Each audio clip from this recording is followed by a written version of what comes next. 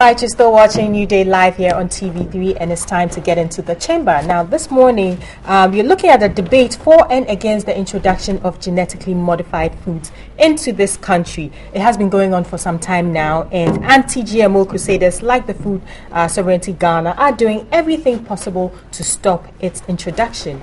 This morning, we take a look at what they could achieve and what laws exist on the application or otherwise of GMOs.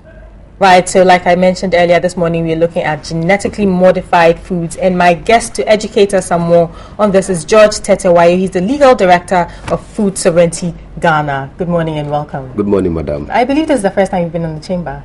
I think I've been here, this is the second time. On the chamber? Yes. Okay. The last time well, you're welcome again. Thank you very much. Right, so just to get a little bit of background for people who may not be aware, what exactly is GMO, genetically modified foods, and why are you and your organization so against it? Thank you very much. Let me say a very good morning to your cherished viewers.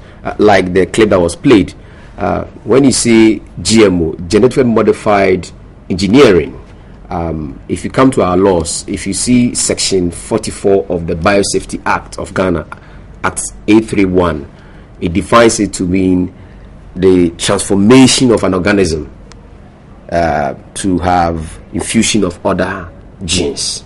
So anytime an organism is transformed by infusing or injecting other genes from other organisms, the product you get is the GM product. Okay, can you give us an example? So that, for example, we have this BT cowpea that the Savannah Agricultural Research Institute in Yampala has successfully, as they said, gone through with, and they are yet to hit the market with. And that is what we are in court trying to tell the court to put a strain on, to restrain them from bringing it to the Ghanaian market. That cowpea that is coming out from Yampala, it's not the original cowpea we know. Our jokogare, our beans, our red we eat. No. It is a clear example of other genes coming from other plants or other sources being infused to get a new one. And what is so wrong with that?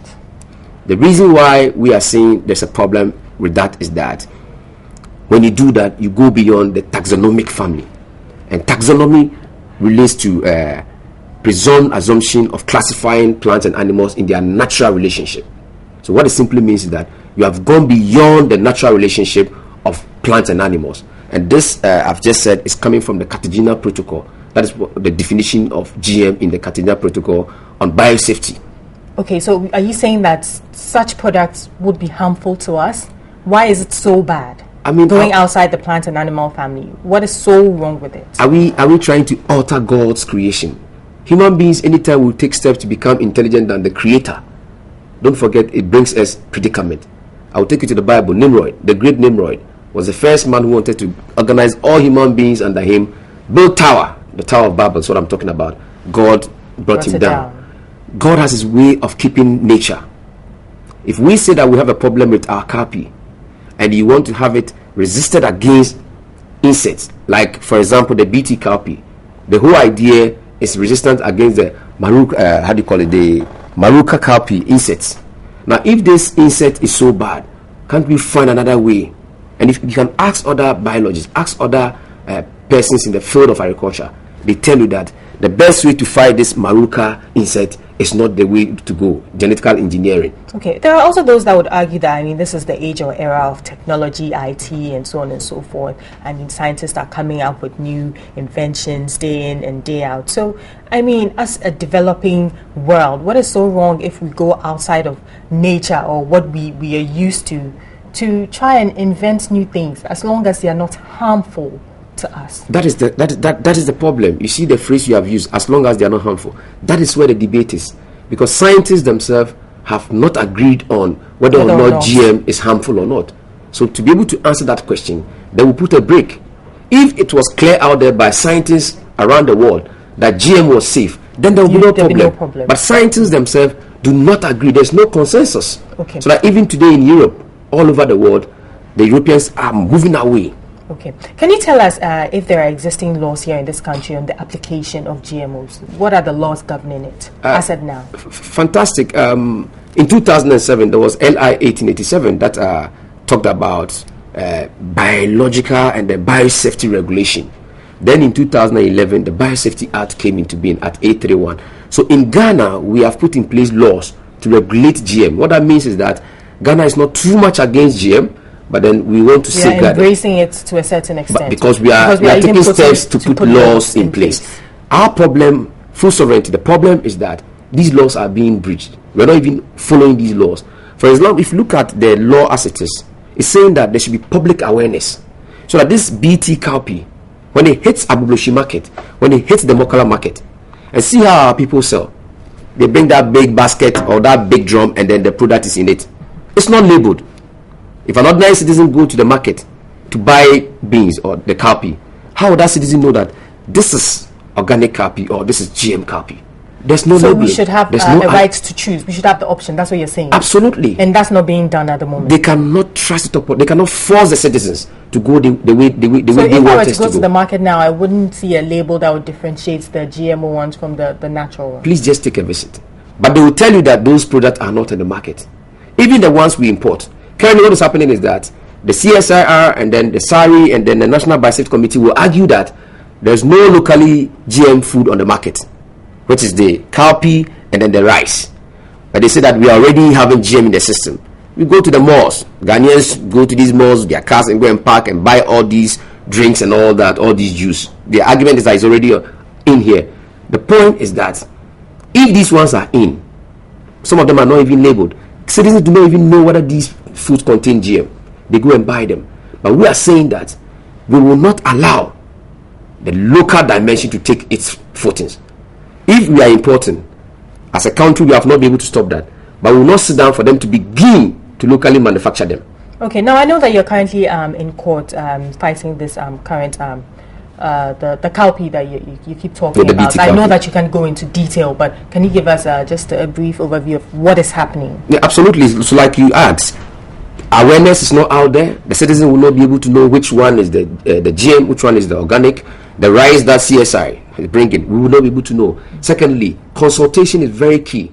The Cartagena Protocol on Biosafety to the Convention on Biological Diversity, which is a United Nations convention, as well as the Biosafety Act, is also clear. And even the LI, all these three laws are clear that there should be public awareness, intensive public awareness. There should be consultation with stakeholders. There should be the idea of people coming to terms with this is the issue we have and this is the state in which we find ourselves. You're saying that consumers should be given the opportunity to decide whether or not this is something they want. Absolutely. When it comes to you going to use your money to buy a product, how can you go out there and buy a pig in the bag? You should be able to know what you are buying and decide for yourself that it is labeled. But why is this so hard for us to understand? If it's as simple as you're saying, that just give the people the opportunity to decide for themselves. Why is it so hard? Why do you have to go to court to fight this? So that is what we are saying, that the laws are being breached. So in Africa, what happens is that we take the citizen for granted. It's been happening. So and the laws are there, but they're not being enforced. Absolutely. Not being enforced. Those who are supposed to let it happen are not even obeying it. The National Biosafety Committee, they are not. Can you remember? Just look at this. The Biosafety Act 2011 said that it will be established a National Biosafety Authority. The LI 1887, which was established in 2007, gave a Biosafety Committee. The committee existed. Then our lawmakers, in their own wisdom, in 2011, brought into being the Act. And the Act said there will be established an authority. This authority was not established. The very moment we went to court, our first court hearing was the 17th of February. The next day, 8th of February, Ghana woke up to hear that they have inaugurated a National Biosafety Board. So all this while, the law tells you that there shall be established a National Biosafety Authority. You sit down there and use the National Biosafety Committee to be acting. Then you are dragged to court. Then quickly you say that there is a board. So people are just taking the citizens for granted. Okay. And that is why we are in court. Okay. What about the FDA? Don't they have any regulations or laws that kind of implement how or that relates to GMOs? So, for example, they are the ones who should be able to look at the ones coming in. That's their duty. Why are we getting all these GMO stuff just dump onto the citizen? But they are not doing that. Absolutely. Because if you go to the various malls, today we are happy about the malls. Accra Mall, whatever mall. We go on all these things. South Africa is there, killing other Africans.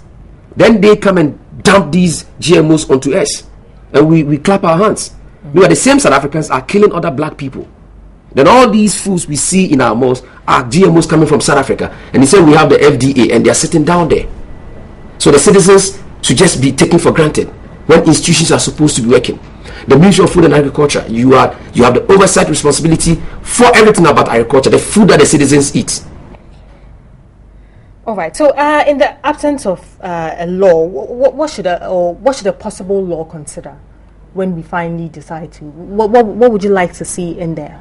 I think that we are in court testing how these laws are being breached, but going further, we want to clamp down on GMO.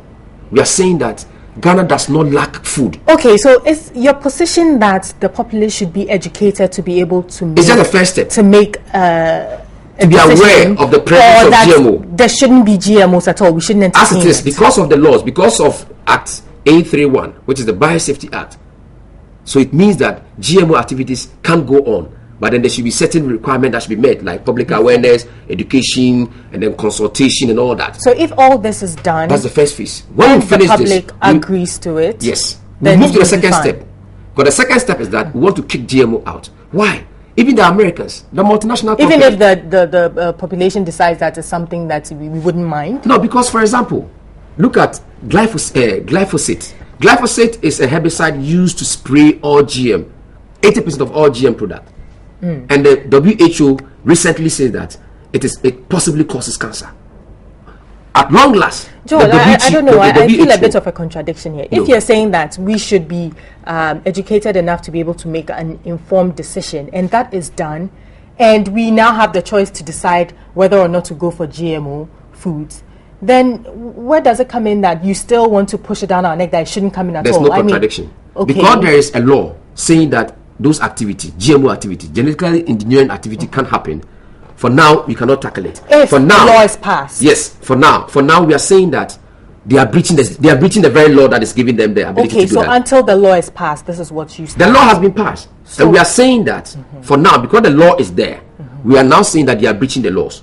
When we get a hearing in court, and the court says that they should go and respect the law, when that phase is over, then now we will rise to the next level and say that, in fact, we don't need the presence of GMO. At all. Because Ghana does not lack food. Our problem is post-harvest losses. Travel around the countryside. We produce the food and we lead them to go bad. Come and put up the silos. Go back to biblical Egypt. What did Joseph do? Joseph said, store food for 7 years. So we are saying that you have abundance of food, but keep it. There's a biblical example for you to follow. If Joseph told Egypt to store food, Kwame Nkrumah did the same. We build the silos. So we produce the food and we must store the food.